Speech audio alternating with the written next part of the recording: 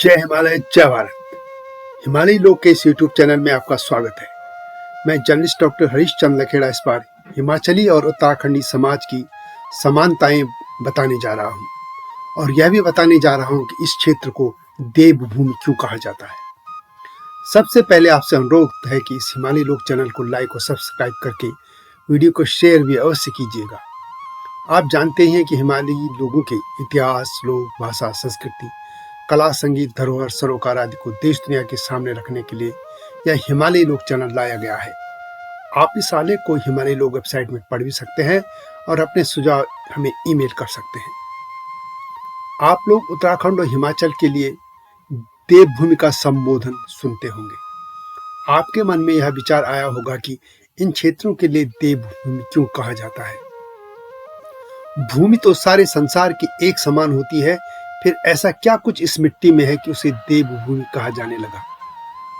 कुछ तो अलग है कि इसे देवभूमि कहा जाने लगा। ऐसा भी नहीं है कि वहां देवस्थान और मंदिर बहुत हैं। मंदिर तो काशी और मथुरा में भी बहुत हैं। वास्तव में इस हिमालयी क्षेत्र को देवभूमि कहे जाने के बहुत से कारण हैं। पौराणिक ग्रंथों में ऋषि मुनियों की तपस्थली के तौर पर इस भूमि का उल्लेख मिलता है। यहाँ वैदिक व पौराणिक देवताओं का निवास स्थान भी माना जाता रहा है। यहाँ का प्राकृतिक सौंदर्य सभी को अपनी ओर खींचता रहा है तथा तपस्या और आध्यात्म की यह भूमि रही है। हिमालय हमेशा से ही सभी को अपनी शरण में आने के लिए आकर्षित करता रहा है। इन सभी कारणों के से ही इसे देवभूमि कहा जाता है, परंतु इसमें एक और भी बड़ा सा कारण है। वह यह है कि यहाँ के लोगों ने ऐसा संसार रचा, ऐसा समाज बनाया जहाँ जीवन प्रसन्नता और आनंद से भरा है। वहाँ करुणा है, प्यार है, सम्मान है और सह अस्तित्व का समाज है। पशु पक्षियों को भी यहाँ प्यार मिलता है। भले ही आज के समय के अनुसार वहाँ भौतिक सुख कम है, लोग धनी नहीं हैं, परंतु यहाँ के समाज में अपराध बहुत कम है। एक दूसरे के प्रति सम्मान है, परस्पर सहयोग की भावना है, अतिथियों के लिए सम्मान है। अंग्रेजों का लिखा गजेटियर इन सभी बातों का प्रमाण तो है ही, साथ ही आज संपूर्ण भारत में इनकी छवि भी इसका एक प्रमुख प्रमाण है। भारत में लंबे समय तक राज करने वाले अंग्रेज अफसर हिमालयी गजेटियर में उत्तराखंडी और हिमालयी लोगों के लिए जो कुछ लिख गए वह आज भी 100% सही पाया जाता है। अंग्रेजों ने अपने शासनकाल में यहाँ के समाज का बारीकी से अध्ययन किया था। कई समाजों को लेकर भारत के जो समाज हैं उनको लेकर अंग्रेजों की राय ठीक नहीं थी, जो कि बाद में सही पाई गई। उसी के आधार पर उन्होंने भारतीय सेना का भी गठन किया। उनकी बनाई रेजिमेंट आज भी यथावत है। संपूर्ण भारत के लोग जानते हैं कि पहाड़ों पर रहने वाले लोग स्वभाव से बहुत मधुर हैं, ईमानदार हैं, परिश्रमी हैं और विश्वसनीय हैं। अब सबसे पहले हिमाचल प्रदेश को लेकर बात करता हूँ।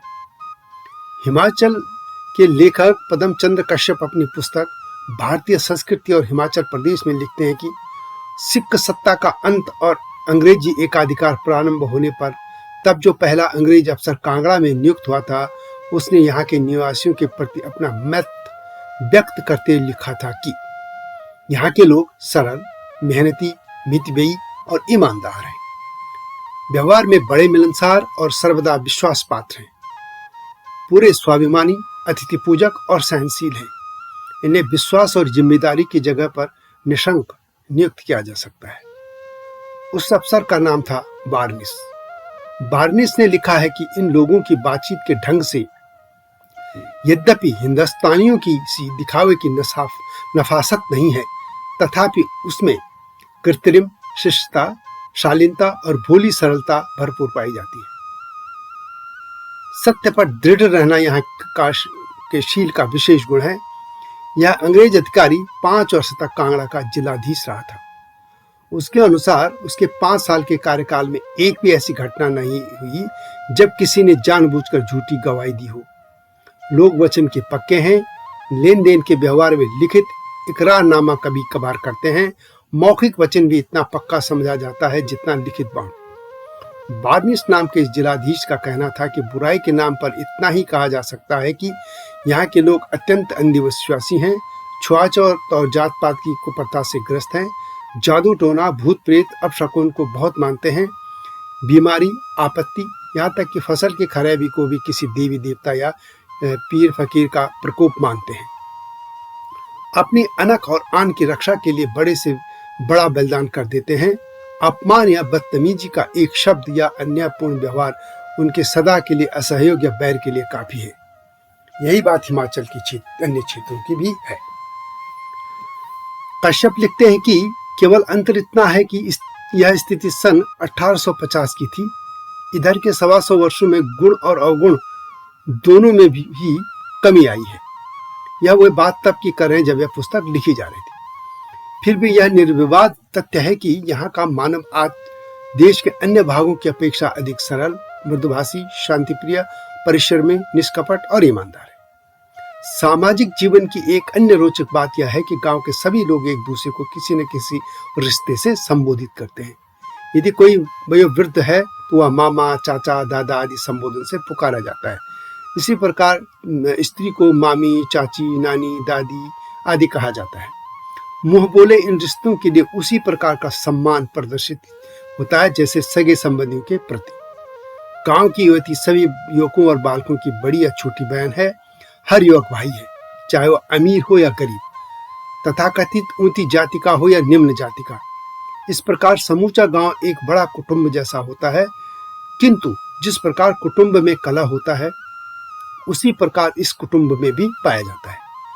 परिणाम यह है कि कई बार छोटी छोटी बातों पर विवाद उठ खड़ा होता है। उसके लिए थानों, अदालतों और देवता की शरण जाना पड़ता है। आधुनिक अदालतें तो गांव से दूर जिला या तहसील केंद्रों में होती हैं।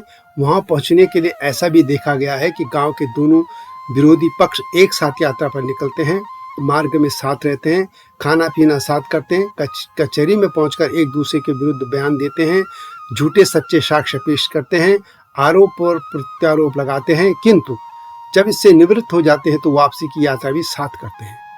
आपातकाल, विपत्ति और संघर्ष में भी इस प्रकार मूलभूत मानवीय गुणों को बनाए रखना यहाँ के लोगों की विशेषता है।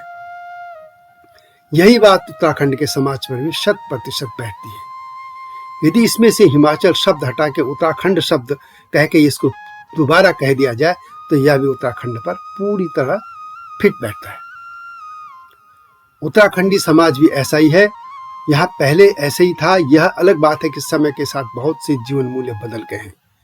मैं यह बात उस कालखंड की कह रहा हूँ जब अंग्रेजों का यह राज था। हालांकि उत्तराखंडी समाज मैदानी समाजों से आज भी कई मामलों में बहुत अच्छा है। उत्तराखंड के लोगों को लेकर अंग्रेज जो है गजेटियर में कमोबेश यही बात लिख गए हैं, जो कि अभी आपने हिमाचल के बारे में सुना। अंग्रेजों के लिखे गजेटियर को आज भी प्रमाणिक माना जाता है। उत्तराखंड के लोगों को लेकर अंग्रेज लेखक रेवरेड आर हैबर लिखते हैं कि विश्व में ऐसी नेक, शांतिप्रिय जाति शायद ही कोई होगी। इसी प्रकार H.G. वाल्टन का भी मानना रहा है कि नेकी और साहस यहाँ के लोगों का पर्याय है और इनकी ईमानदारी लाजवाब है। ऐसे इनकी चारित्रिक विशेषताओं का उल्लेख कुमाऊं के तत्कालीन कमिश्नर मिस्टर ट्रेल ने भी की थी। ट्रेल लिखते हैं कि चोरी का सर्वथा अभाव है तथा गढ़वालियों की अत्यंत ईमानदारी यहाँ पर पुलिस की नियुक्ति अनावश्यक कर देती है। संभवतः यही कारण है कि पहाड़ों में लंबे समय तक पुलिस व्यवस्था भी राजस्व विभाग के पटवारी के पास रही और अधिकतर क्षेत्रों में आज भी है। इस संदर्भ में अल्मोड़ा गजेटियर के लेखक वाल्टन लिखते हैं कि इनकी ईमानदारी तथा बहादुरी पर्याय मात्रा में पाई जाती है। इनकी ईमानदारी पर तो संदेह किया ही नहीं जा सकता। जबान के इतने पक्के हैं कि एक बार में मौखिक तौर पर निर्णित हो गई तो पत्थर की लकीर हो गई है। चोरी चकारी तो नामो निशान भी यहाँ नहीं है। प्रसिद्ध विद्वान D.D. शर्मा अपनी पुस्तक हिमालय के खस एक ऐतिहासिक एवं सांस्कृतिक विश्लेषण में लिखते हैं कि ये लोग निश्चल, सरल स्वभाव, मिलनसार एवं हर प्रकार का सहयोग करने वाले होते हैं। इनमें स्वभावतः छल कपट एवं चातुर्य न होने से इनमें व्यवहार कुशल चतुर लोगों में पाई जाने वाली लचीलापन का भी अभाव पाया जाता है। मेरी दोनों बातों का उत्तर इसमें आपको मिल गया होगा कि उत्तराखंडी और हिमाचली समाज में क्या समानता है। दोनों ही एक समान है और दूसरी बात है कि मध्य हिमालय क्षेत्र को देवभूमि क्यों कहा जाता है। इसका उत्तर देने से पहले एक घटना का उल्लेख कर लेता हूँ। बात 2011 की है। मैं एक समाचार पत्र की ओर से तमिलनाडु विधानसभा के चुनाव की कवरेज के लिए चेन्नई और मदुरई गया था। मदुरई में एक बुजुर्ग वकील से मिलने उनके घर गया था। अपना परिचय देते हुए जब मैंने बताया कि मैं दिल्ली से आया हूँ और रहने वाला उत्तराखंड का हूँ, वो उत्तराखंड के बारे में वो नहीं जानते थे। इसलिए उनके पूछने पर मैंने कहा कि जहाँ बद्रीनाथ जी, केदारनाथ जी हैं। यह सुनते ही उन्होंने पत्नी को आवाज देकर बाहर बुलाया और कहा कि देखो, ये पत्रकार बद्रीनाथ से आए हैं। तभी मैंने देखा कि वे दोनों बुजुर्ग दंपति मुझे प्रणाम करने की मुद्रा में थे। मैं अपने से बड़ी उम्र के लोगों के अपने लिए हाथ जोड़ने से असहज हो गया था। उन्होंने कहा कि वे एक बार बद्रीनाथ गए थे और वहाँ के लोग बहुत अच्छे हैं। मुझे समझ में आ गया था कि शायद उनको आभास हुआ होगा कि जैसे मैं भगवान बद्रीनाथ का संदेश लेकर उनके घर आया हूँ। इसलिए उन्होंने मुझे प्रणाम किया था। यह सब हमारे पुरखों के पुण्यों का फल है। हमारे पुरखे ऐसे महान लोग थे जिनके देश संस्कार और उनके कर्म, उनके व्यवहार आज भी हमारे समाज के रग रग में व्याप्त हैं, हमारे लहू में है कि देश भर में उत्तराखंडियों की ईमानदारी, बहादुरी, कर्मठता और सज्जनता का सभी लोग मानते हैं। और यही बात हिमाचल पर भी निर्भर करती है। इस घटना को लेख मेरी पुस्तक उत्तराखंड आंदोलन स्मृतियों का हिमालय में दर्ज है। इन बातों से साफ है कि हिमाचल और उत्तराखंड में प्राचीन काल से ही लोगों ने ऐसे समाज का निर्माण किया जहां लोगों में सरलता थी, ईमानदारी थी, प्यार था, स्नेह था। ऐसा समाज जो छल कपट से दूर था। इसलिए तो इसे देवभूमि कहा जाता है। यही तो देवभूमि की कल्पना जो हिंदू समाज में हुई है वह यही थी। देवभूमि का यह मतलब नहीं कि वहां देवता रहते हैं, वहां कोई कष्ट न होगा या कोई बस सब सुख संपन्न होंगे, ऐसा नहीं है। वह समाज जो कष्ट सहते हुए भी एक दूसरे का आदर करता है, उनके लिए अपना जान देने को तैयार रहता है, उसी को हमने देवतुल्य समाज माना था। वैसे पूरे हिमालय क्षेत्र को देखें तो जम्मू से लेकर हिमाचल प्रदेश, उत्तराखंड, नेपाल और नॉर्थ ईस्ट और भूटान तक के लोगों भी इसी तरह के सीधे साधे हैं। अपनी निष्ठा, ईमानदारी, परिश्रम और बहादुरी के लिए पहचाने जाते हैं। आज भी पहाड़ों में मैदानी समाज की तुलना में छल कपट व अपराध ना के बराबर है। हालांकि समय के साथ वहां भी मैदानी समाज के ये दुर्गुण पहुंचते जा रहे हैं। खासतौर पर मैदानों में आने के बाद पहाड़ के लोग बदलने लगे हैं। जम्मू, हिमाचल प्रदेश और उत्तराखंड, पूर्वोत्तर के राज्यों से लेकर नेपाल और भूटान के लोग जितने सीधे साधे हैं उतने साहसी भी हैं। परंतु यही सीधापन उनको अब ग्लोबलाइजेशन के दौर में हाशिए पर डालता जा रहा है। यह चिंता का विषय है। तो यह था हिमाचली और उत्तराखंडी समाज की विशेषता और इस देवभूमि को क्षेत्र को देवभूमि कहे जाने के कारणों पर बना गया वीडियो।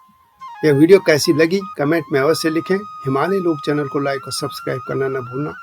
वीडियो अच्छी लगे तो शेयर भी अवश्य कीजिएगा। इसके टाइटल सॉन्ग हम पहाड़ वाला कभी सुन लेना मेरा ही लिखा और इसी चैनल में है। अगली वीडियो की प्रतीक्षा कीजिए। तब तक जय हिमालय, जय भारत।